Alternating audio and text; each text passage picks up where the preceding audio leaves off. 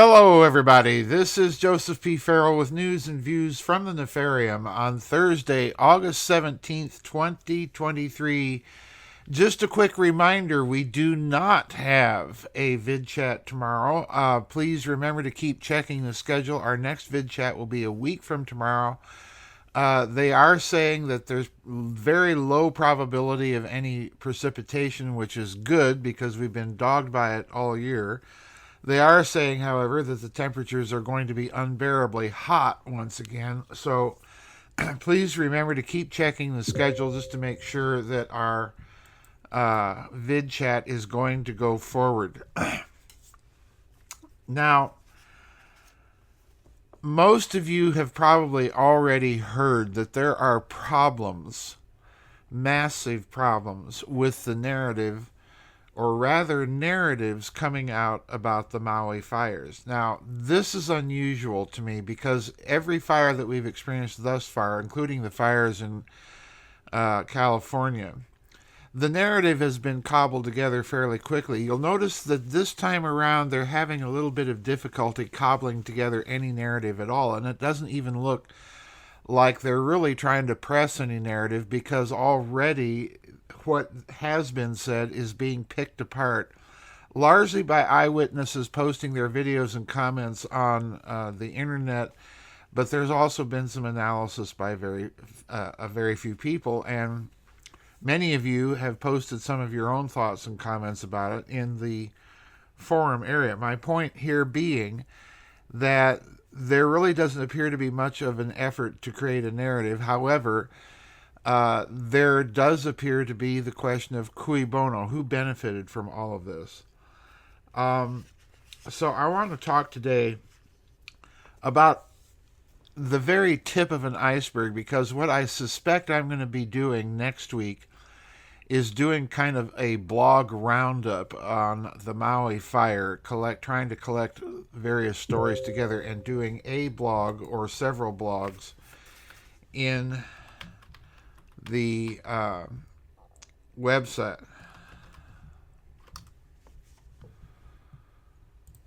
Anyway, as you heard some dings going on in the background, someone was trying to post to me, and I've already started the recording. Anyway, the blog that I want to talk about today was by Tyler Durden over at Zero Hedge, and the article title is, "Why is there such a frenzy to buy up the properties that were just burned down during the fires in Hawaii?" And there's several points in this to notice, and I'm just gonna read these to you. There's one point in particular that's a real whopper that stands out amid all of this, and it just makes you wonder. And this, like I say, folks, this is just barely scratching the surface. There's a lot more iceberg underneath the surface here, and unfortunately the people of Maui may have been unfortunate enough to run into this iceberg. So here we go. Quote, "Can you imagine calling up a family that has just seen their home burned to the ground and offering to buy their land for below market value?" This apparently is happening in Hawaii right now on a massive scale. Grieving property owners are being bombarded with calls from greedy people, and I think that says a lot about the current state of our society. We literally worship material possessions and financial gain, and the sheer greed that we are witnessing at this moment is absolutely staggering. Lahaina was hit harder than anywhere else by the fires, and it turns out that property owners in the area have been getting pressured to sell for a long time. So now consider the disaster has struck. Those that wish to get their hands on these prime properties are in a feeding frenzy. One local resident made headlines all over the world after she posted a video about this. Filming herself in the recent video, the Hawaii resident said, "I am so frustrated with investors and realtors calling the families who lost their homes, offering to buy their land. How dare you do that to our community right now? If you are a victim and they are calling you, please get their business name so we can put them on blast, she added. She claims in the clip that she personally knows multiple families that were offered money from investors and realtors. Now, I'm skipping a bit at this point to go down a couple of paragraphs and talk about Governor Green's response. Quote, Governor Josh Green reported that residents are being approached about selling fire-damaged home or land sites by people posing as real estate agents. He said those people may have ill intent and issued a warning to scammers. Quote, you would be pretty poorly informed if you try to steal land from our people and then build here, unquote, Green said in a press release Monday. A lot of people applauded Green for taking a stand like that, but does he have another motive? Well, he's a politician. Of course he does. Green has been captured on video saying that he is, quote, already thinking of ways for the state to acquire the land, unquote. The Hawaiian Governor Josh Green then revealed plans for the state to potentially purchase properties in the seaside town of Lahaina, which was devastated by the deadliest wildfire in modern U.S. history. Quote, I'm already thinking of ways for the state to acquire that land so that we can put it into workforce housing, to put it back into families, or make it open spaces in perpetuity as a memorial to the people there who were lost, unquote, Green commented amid the ruins. Wow, there it is. And I have to agree with Zero Hedge there.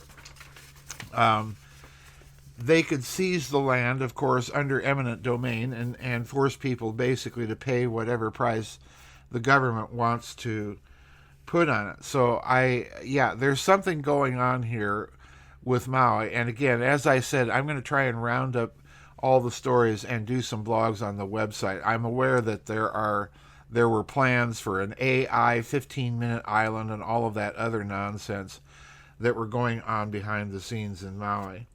But even with that, I think there's a lot more going on. Anyway, now I'm going to skip toward the end of this article and point out what it says about the response of the Biden-Joe misadministration, and then go back a bit to point out what I regard as the weirdest of all of these weird coincidences. The Biden administration also angered a lot of people when it was announced that households that have been affected by the fires would only be getting a one-time emergency aid payment of $700. President Joe Biden is facing renewed criticism for his response to the devastating wildfires on the Hawaiian island of Maui after offering victims $700 per household in emergency aid. Political opponents and commenters described the sum as insulting and compared it with more than $113 billion worth of aid the U.S. has sent to the Ukraine as it defends itself against an ongoing Russian invasion, unquote. An invasion which the West helped prod and promote Russia into, let it be added. And I have to agree, this so-called president, and I'm putting quotations around president, folks, with my, finger quotation marks. He's a disgrace. He's evil. He's venal. I don't know how else to put it. He's disgusting. And his family and the party that he represents is disgusting. But let's go back up. And I'm not letting the Republic thugs off the hook either, because they're pretty disgusting for their do-nothing attitude. But I want to go back up in this article and point out what to me is the real bombshell, not to coin a pun under the circumstances, the real bombshell of a coincidence in all of this. And it just leaves you scratching your head.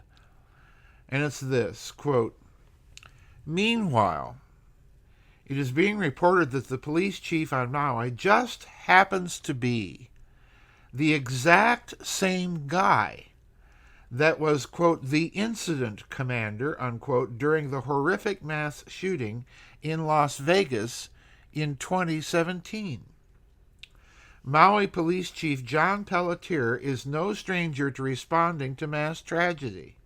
Nearly 6 years before disaster struck in the form of wildfires that ripped through parts of the island and killed at least 99 people, he was on the ground in the aftermath of the deadliest mass shooting in modern U.S. history. Pelletier was named the chief of the Maui Police Department in 2021 after more than 2 decades working in Las Vegas. On October 1st, 2017, Pelletier was the incident commander covering the Strip when a gunman unleashed a hail of bullets on a country music festival, killing 58 people and injuring hundreds more. That is one heck of a coincidence. And it is also being reported that Pelletier earned a certificate in criminal justice from the FBI Academy in 2019. So he has ties to the feds. Just when you think this story cannot possibly get any stranger, somehow it does, unquote.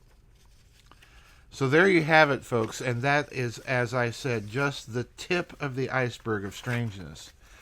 There are already stories out there about the water being cut, but the power was not.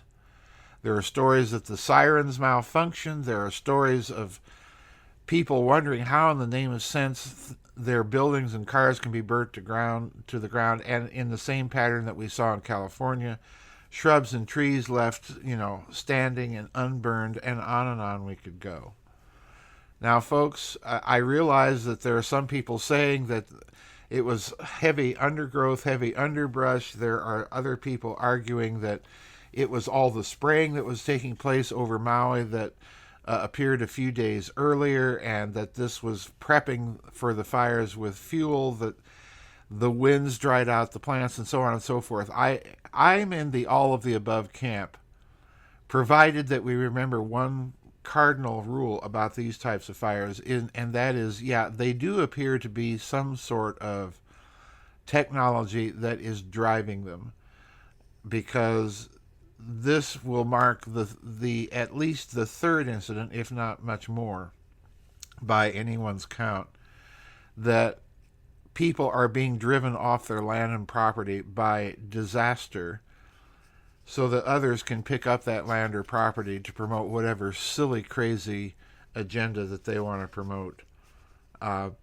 So again, hearts, thoughts, prayers for everyone on Maui, suffering not only this disaster, but the incompetence and devil-may-care attitude of this horrendous government. And God bless you all, and hang in there. And for the rest of us, please, if you have any insight or any articles that you've spotted about these fires or anything unusual, please don't hesitate to send them to me. I want to thank all of you who have been doing so, because it literally has created a gigantic inbox full of all sorts of information, which I hope I will be able to blog about this weekend when I sit down to schedule the blogs. Anyway, that's it for today's News and Views. Don't forget, we have no vid chat tomorrow. Please keep checking the schedule for next week's vid chat. I do have a web chat coming up on the new book that I'm planning to schedule probably for sometime in September. I haven't really decided yet, but that will be coming up as well. So please keep your eye on the schedule, and we'll see you on the flip side. Bye-bye, and God bless everybody.